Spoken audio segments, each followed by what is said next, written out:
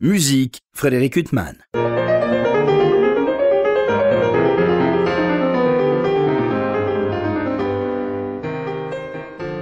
Bonjour Frédéric Huttman, au micro j'ai le plaisir de vous retrouver pour un nouvel entretien. Aujourd'hui j'ai l'immense plaisir d'avoir deux invités. Lola Descours, bonjour. Bonjour Frédéric. Et Paloma Couider, bonjour. Bonjour Frédéric. Alors Paloma Couider, j'ai eu le plaisir de vous recevoir à plusieurs reprises, notamment pour un disque consacré à des sonates de Beethoven. Je vous ai aussi reçu en tant que pianiste du trio Karénine, mais là je vous reçois à une toute autre occasion puisque vous êtes aux côtés de Lola Descours à propos d'un disque qui vient de paraître pour le label Orchid classique, et un disque avec un programme finalement d'œuvres pour violoncelle et piano, si ce n'est que Lola Descours, vous êtes bassoniste et donc vous avez choisi un programme russe, bassoun, alors steppe, et d'œuvres russes. Alors est-ce qu'on peut dire que c'est transcrit pour le basson? Ces œuvres essentiellement, alors soit pour piano seul qui avaient été transcrites pour violoncelle, soit directement écrites pour violoncelle et piano comme la sonate de Rachmaninoff. Tout à fait. Quel est le travail de la bassoniste au niveau de l'écriture? Alors, il y a eu un vrai travail de recherche, en effet, pour créer ce programme.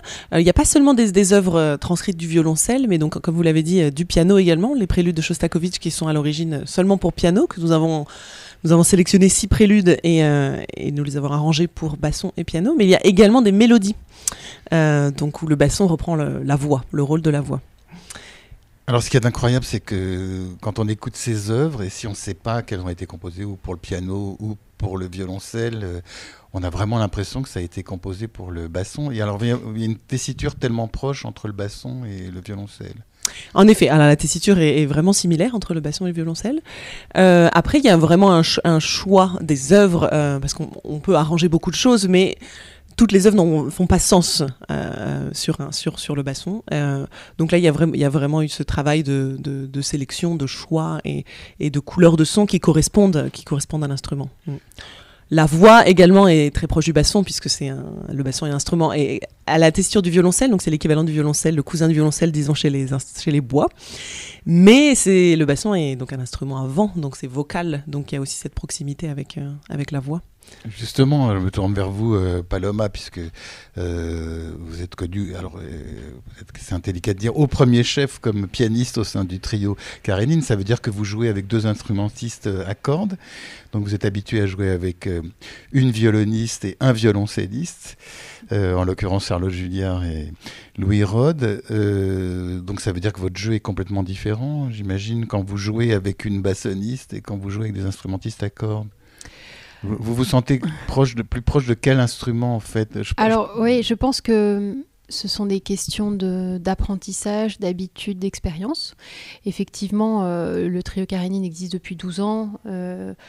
Nous avons fait nos classes avec le Quatuor Isaïe, enfin sous la direction, on va dire. Nous sommes au début, si vous voulez, la fondation du trio Karénine, c'était vraiment l'idée de se mettre au travail musicalement comme le ferait un quatuor à cordes.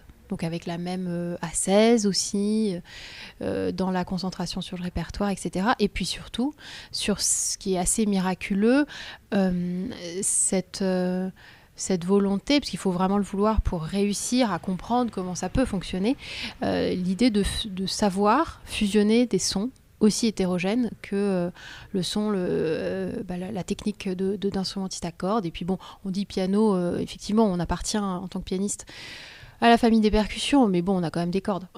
Donc, c'est simplement que le procédé n'est pas le même. Donc, ce qui est fabuleux, c'est que c'est vrai qu'aujourd'hui, le fait de travailler avec, puisque ça m'arrive de travailler évidemment avec des chanteurs, avec d'autres instrumentistes à cordes, bien sûr, mais aussi des instruments à vent. Et c'est vrai que, bien sûr, la technique n'est pas la même. Il y a cette question, évidemment, de la respiration. Donc, le phrasé, évidemment, on peut en discuter, et puis moi j'ai pas de honte à dire que au premier abord je dois faire un petit effort pour me dire oui c'est vrai, je ne suis pas avec un instrumentiste à cordes qui n'a pas besoin, dont le parcours même mental n'est pas le même, et donc c'est extrêmement enrichissant puisqu'on n'aborde pas du tout la musique de la même manière. Je pense aussi que la question des anches, il y a par exemple un basson, un bassoniste ou une bassoniste arrive avec un peu des accessoires et il y a un côté magique parce que notamment au piano, je veux dire, on n'arrive pas avec des cordes de rechange. Enfin, je veux dire, on a notre piano, puis voilà. Après, si ça marche pas, on appelle un accordeur en fait. Donc ça, c'est assez fascinant et je dois dire que ça permet aussi de se recentrer sur ce qu'est la musique. C'est aussi, il y a quelque chose de pragmatique. Il faut que toutes les conditions soient réunies pour pouvoir produire quelque chose dont on pense qu'il va être en accord avec l'œuvre. Enfin, c'est super, c'est super. Vous vous connaissez depuis longtemps, toutes les deux?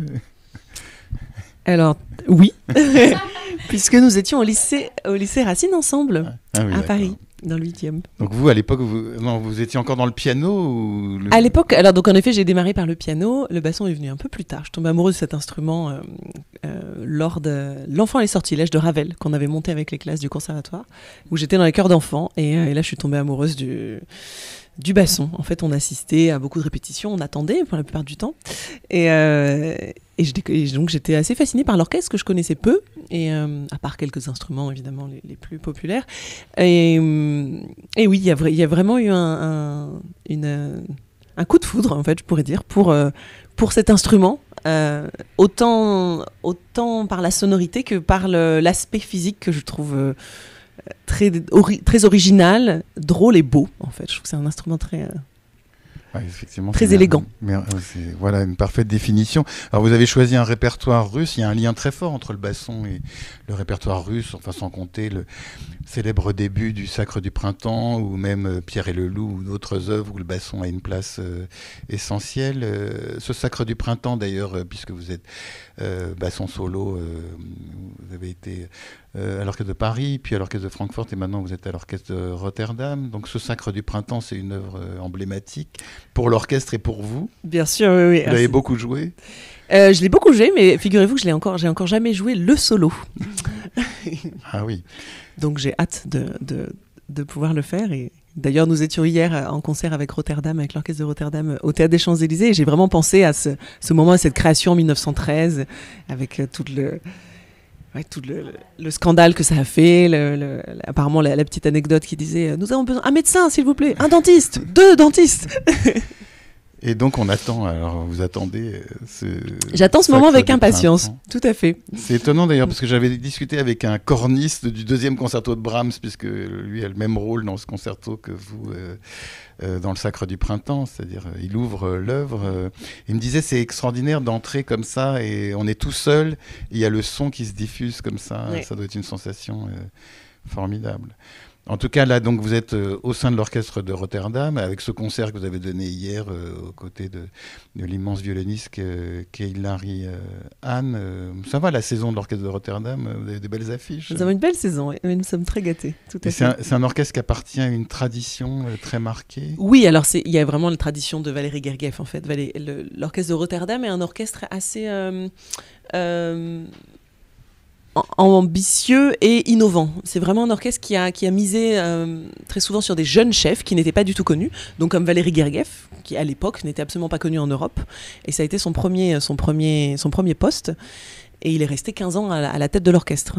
Et ensuite, Yannick Nézet-Séguin a pris la suite, et c'est pareil, il était seulement entre guillemets chef d'orchestre au Métropolitain de Montréal, donc il n'avait pas du tout encore cette carrière internationale qu'il a eue. Donc c'est vraiment un orchestre innovant qui finalement permet à de jeunes chefs de s'épanouir et d'éclore. Ouais, là c'est la Hav Shani actuellement.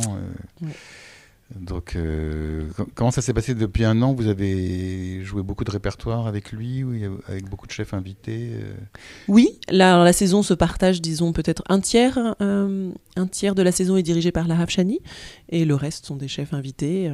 Nous avons aussi découvert un chef incroyable, encore un Finlandais, très talentueux, oui. 22 ans, un peu plus jeune que Klaus Mäkelä. Il est chef finlandais.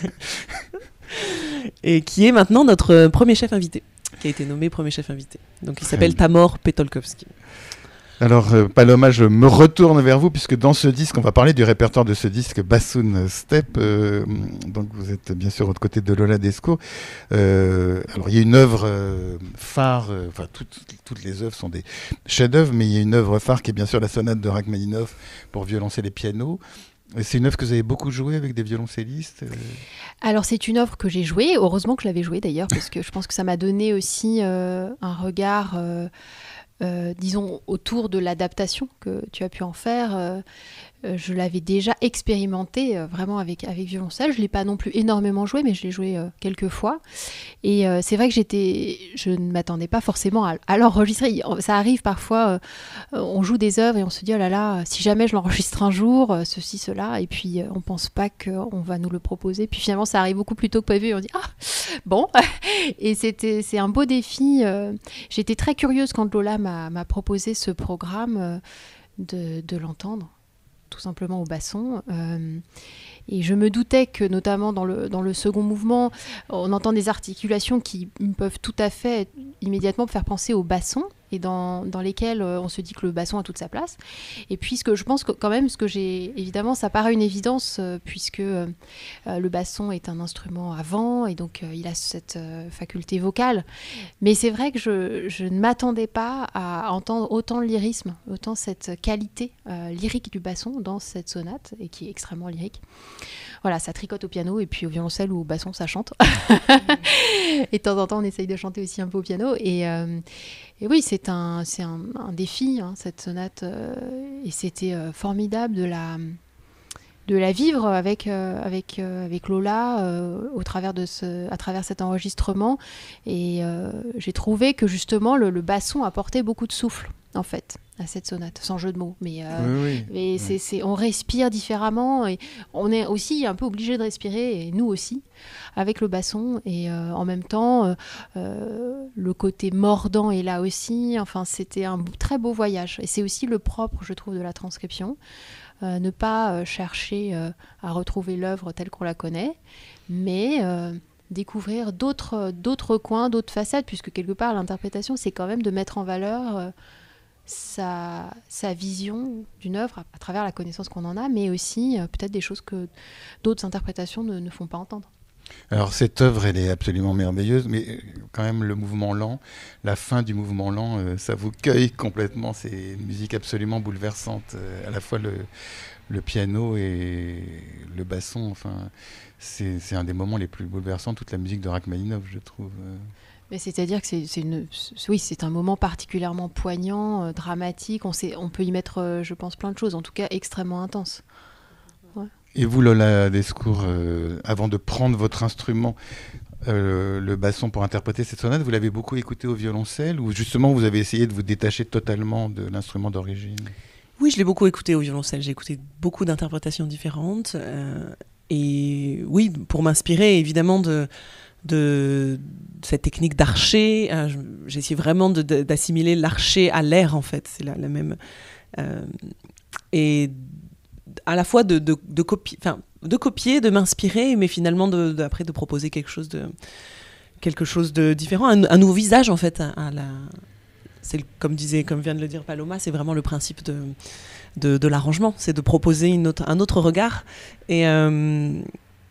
Et à travers le basson, je trouvais que oui, il y avait cet aspect du souffle, cet aspect lyrique qui est très intéressant dans cette sonate. Et en même temps, le mordant, l'articulation dans le deuxième mouvement qui est typique du basson, qui est vraiment beaucoup utilisé par peut-être un petit peu moins par Rachmaninov, mais par les compositeurs russes. Qui ont beaucoup écrit pour le basson dans le répertoire orchestral, le répertoire symphonique. Donc ce projet, il est vraiment né suite au concours Tchaïkovski, en fait, où pour la première fois en 2019, Valérie Gaguev a ouvert le concours aux instruments à vent, au cuivre et au bois. Et moi, j'ai eu la chance d'avoir un prix à ce concours. Et finalement, dans ce programme de concours, il y avait beaucoup d'arrangements de musique russe. Et en échangeant avec des musiciens russes, j'ai vraiment compris qu'il y a une tradition pour eux de l'arrangement. C'est vraiment pas... En France, on est un petit peu plus complexé, scrupuleux. Je pense qu'on a aussi un répertoire français qui est peut-être vraiment très spécifique, particulièrement au XXe siècle, vraiment écrit pour des instruments avec des techniques qui sont propres à chaque instrument et qui peuvent pas vraiment être, je pense à Debussy ou à Ravel, qui sont plus difficilement adaptables. Alors que les Russes, ils ont vraiment cette liberté, en fait. Ils s'octroient ce droit d'arranger beaucoup plus, en fait, la musique. Donc, il y a eu ce point de départ, et puis de réaliser à quel point oui, finalement, la musique russe, moi, dans mon parcours de musicienne d'orchestre, a été extrêmement important, en fait. Que ce soit Tchaïkovski qui dans ses symphonies, donne une très belle part au basson, avec de nombreux solos, ou Rachmaninov dans les concertos pour piano, après dans les opéras, quand j'étais à Francfort, les opéras de Glinka, de Tchaïkovski. Parce que, excusez-moi de vous interrompre, l'orchestre de Francfort est à la fois...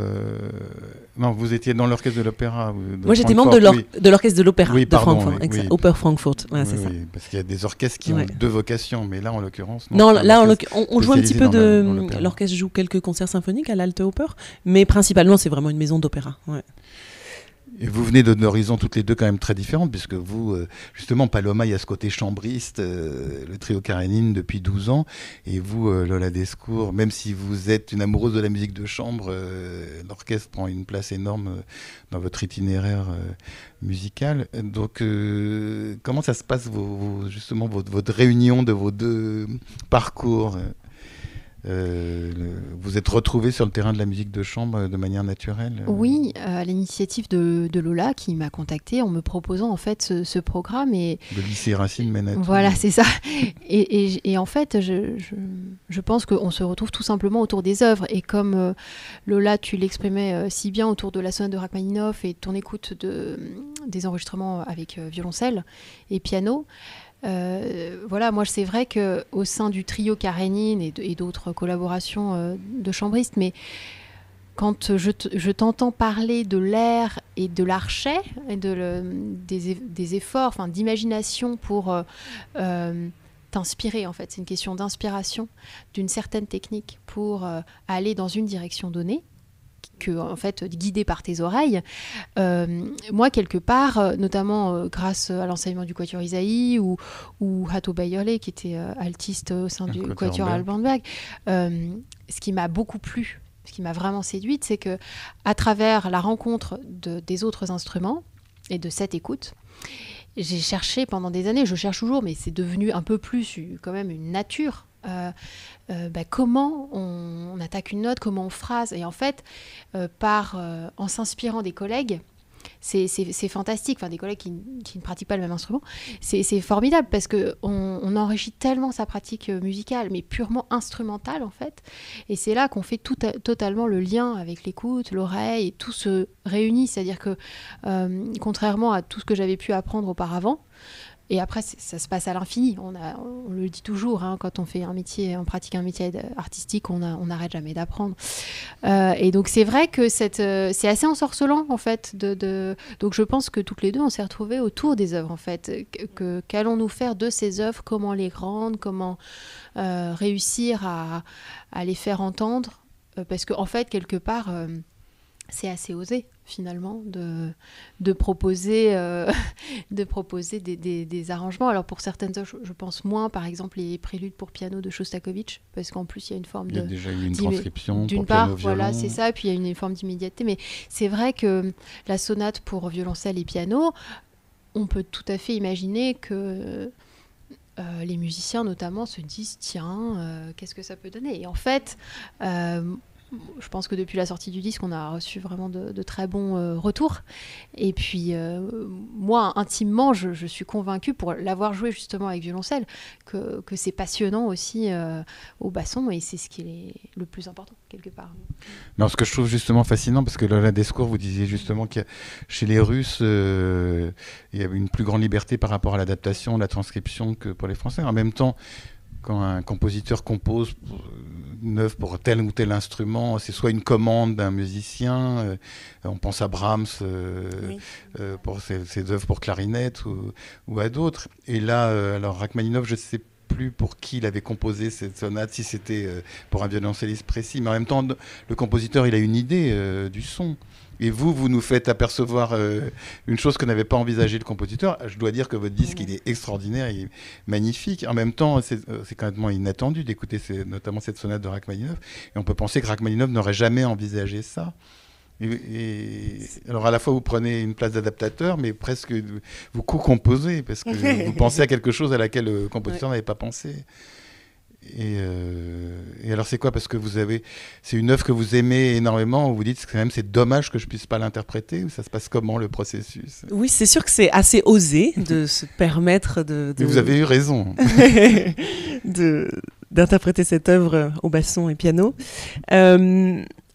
Il y avait aussi cette volonté de faire découvrir le basson dans son lyrisme et dans son côté vocal, plus que l'image que la plupart des gens ont de cet instrument. En musique française, notamment. Avec la musique française, ou aussi ce que vous citiez, Pierre et le Loup, Le Sacre du Printemps, où beaucoup le basson est souvent utilisé dans son côté un peu moqueur, ou dans les choses un peu staccato, ou des petits personnages, beaucoup dans les dessins animés, énormément. Et du coup, de montrer que le basson peut aussi chanter et être très romantique et se permettre de longues phrases comme avec un instrument à cordes. Alors j'avoue que c'est un challenge technique en fait.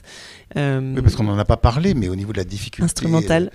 Vous vous êtes imposé, je me rends pas compte, parce que j'ai pas la connaissance de la technique de votre instrument. Ce sont des phrases, une très grande difficulté. Ce sont des phrases très longues, vraiment des phrases qui ne s'arrêtent pas, qui s'enchaînent et qui sont. Et ça c'est vrai que c'est très difficile sur un instrument avant. Physiquement c'est difficile, mais c'est aussi c'était une immense chance d'enregistrer cette œuvre, parce que je trouve que ça m'a aussi poussé à développer davantage vraiment mon air comme un archer, et de m'approcher de ça comme un chanteur. Voilà, vraiment, c'est ce que disait Paloma, c'est avec nos instruments finalement d'être inspiré par d'autres instruments, et se permettre du coup d'aller au-delà des limites, de transcender notre propre instrument et les limites que finalement nous fixons, ou le répertoire nous fixe. Non, et puis pour nous, auditeurs, ça nous permet de redécouvrir une œuvre qu'on croit connaître. Et c'est vrai que ça donne un éclairage totalement différent et tout aussi légitime. Alors on a parlé beaucoup de Rachmaninov parce que c'est quand même le plat de résistance de votre disque, mais les hors-d'œuvre, si je puis me permettre, ne sont pas moindres, puisque ça commence par une étude de Scriabine, arrangée par Piatigorsky. Et puis, il y a ces préludes de Shostakovich. Il y a une très belle mélodie de Rimsky-Korsakov, ça aussi. C'est quand même un compositeur, quand on écoute La Fille des Neiges ou d'autres œuvres de Rimsky-Korsakov, on se dit que c'est quand même un compositeur en France mésestimé par rapport à la beauté de son répertoire.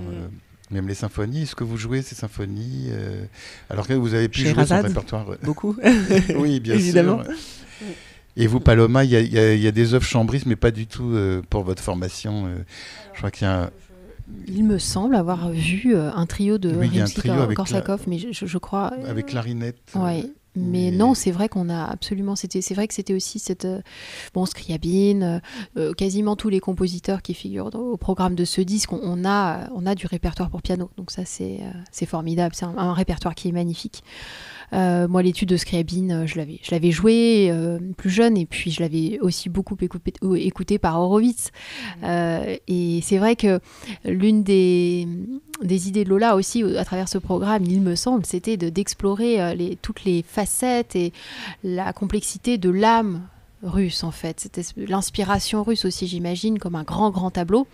Et voilà. Et c'est vrai que c'est Rimsky-Korsakov, la mélodie est absolument magnifique, et on a très peu de choses, en tout cas que je connaisse, au piano, donc c'était formidable aussi pour ça. Oui, et puis il y a le Nocturne de Tchaïkovski, alors aussi qui est merveilleux. Et alors, cette mélodie de Glinka, et on n'a pas parlé encore de cette œuvre de Lera Auerbach, donc une compositrice qui est née en 1973, qui a déjà eu un nombre de dédicataires prestigieux, outre vous, Lola Descours. Comment ça s'est passé? C'est vous qui avez commandé une œuvre Oui, alors je l'ai contactée directement. J'ai osé également faire ça. Je crois qu'avant vous, il y a eu Guidon Kremer, enfin, il y a eu quelques pointures de leurs instruments respectifs. Et alors moi, j'ai toujours beaucoup aimé sa musique. J'avais découvert sa musique par ses préludes pour violoncelle et piano. Vous adorez le violoncelle, vous? Oui, j'aime la musique, mais le violoncelle, oui. Oui, ça j'ai compris que vous aimiez la musique. Oui. Mais, et donc vous l'avez contacté. Et voilà, je l'ai contacté, j'ai découvert son œuvre donc par ces préludes-là, et en fait après j'ai aussi découvert qu'elle n'est pas seulement pianiste et compositrice, elle est aussi poète, et elle fait beaucoup d'art visuel, en fait, d'art plastique. Et j'ai regardé un petit peu toute son œuvre. Moi je viens d'une famille d'artistes peintres et architectes, donc c'est vrai que j'étais assez sensible à ça. Et ouais, donc j'étais assez fascinée par tout son travail, et donc voilà, je me suis permise de la contacter. Et elle a passé simplement ou... Ben oui, j'étais étonnée, j'ai eu une réponse extrêmement rapide. En fait, elle a écouté notamment elle connaissait très peu le basson, en fait. Donc au début, elle a plutôt un a priori pas forcément extrêmement positif. Et en fait, elle a écouté les vidéos qui sont sur YouTube du concours Tchaïkovski, où notamment il y a un air de Onegin que je joue avec orchestre, avec le Mariinsky. Et en fait, je crois qu'elle a beaucoup aimé le basson, en fait, et le côté chantant du basson. Elle n'imaginait pas que c'était possible de faire ça avec cet instrument. Donc ça a été une vraie découverte pour elle. Et après, elle était curieuse, en fait. Elle s'est prise au jeu, et elle n'avait jamais écrit pour cet instrument. Donc elle m'a demandé énormément d'aspects techniques, des effets, qu'est-ce qu'on pouvait faire. Donc on a beaucoup discuté sur toutes ces questions. Et est née cette pièce, I Walk Unseen, composée sur un poème. Très belle pièce. Et c'est difficile pianistiquement, Paloma ? Non, alors on peut pas dire que ce soit vraiment difficile. Après, elle indique quand même pas mal de choses au niveau. Ce qui est pas évident, c'est de saisir quand même si la pièce nous a séduites, je crois, assez rapidement toutes les deux. Il faut entrer dans un univers. Après, on a eu la chance de travailler avec elle. Alors, malheureusement, non, pas en présentiel comme on dit aujourd'hui, puisque géographiquement, on était trop éloignés les unes des autres, mais on a pu lui jouer la pièce, et elle l'a écoutée, et elle nous a coachés, on va dire, comme on dit aujourd'hui, et c'était extrêmement important d'en passer par là. Évidemment, c'est aussi l'une des grandes richesses de la commande du neuf, c'est-à-dire qu'on a enfin des réponses à nos questions, et vraiment entrer dans cet univers de quête, de désir, d'ombre un peu qui sont déjà dans le poème, mais qu'elle a beaucoup exprimé, et y compris sur le plan technique des deux instruments, parce qu'au piano on a une espèce de tapis d'harmonie qui s'enchaîne sans fin, très riche harmoniquement, avec beaucoup de retard, etc. Et puis en même temps des grandes ruptures. Il y a aussi des très belles cadences pour le basson seul aussi. Et voilà, et donc je crois que ça nous a vraiment... à un moment, on a trouvé notre fil conducteur qu'elle nous a donné, et puis ce qui nous a aussi beaucoup servi, c'est quand elle nous a dit que de toute manière, elle estimait qu'elle ne serait jamais interprétée de manière suffisamment extrême. Donc ça, c'était pour nous très libérateur. Et voilà, je crois on a donné une image, celle qu'on a imaginée de cette pièce qui plaît beaucoup aussi. Voilà. Et alors, comment ça s'est passé pour élaborer le répertoire de ce disque ? Il y a des œuvres que vous avez voulu adapter, Lola Descours, et puis il y a des œuvres que vous adorez, et vous n'y êtes pas parvenu, en fait, beaucoup. Ça ne collait pas. J'ai essayé beaucoup d'œuvres pour aboutir à ce programme. Après, nous avions encore il y a d'autres mélodies qui étaient très intéressantes, mais bon, il faut choisir, il faut sélectionner. Le temps est limité. Donc. Et après, c'était l'idée d'avoir cette fresque russe, d'avoir déjà Glinka, le père de la musique russe, jusqu'à Auerbach, qui est une compositrice actuelle, en passant par Shostakovich, Rachmaninov. Donc on traverse vraiment 2 siècles. Il y avait cette idée, et de montrer différents aspects de la musique russe, et du rôle des caractéristiques, donc vraiment le côté extrêmement romantique dans cette quête amoureuse, et tous ces désespoirs et la joie qu'il peut y avoir.